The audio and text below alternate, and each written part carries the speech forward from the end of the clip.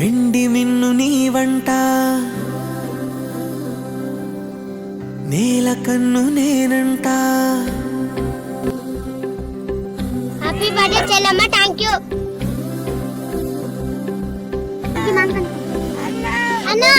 వెండి మిన్ను నీ వంట, నేల కన్ను నేనంట.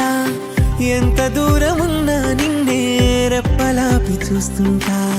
నాకు నేను నేనంట, ఆదమరచిపోతుంటా.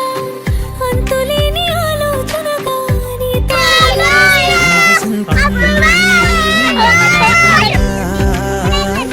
పెదానై నవ్వుకుంటా, కాలమై నీతో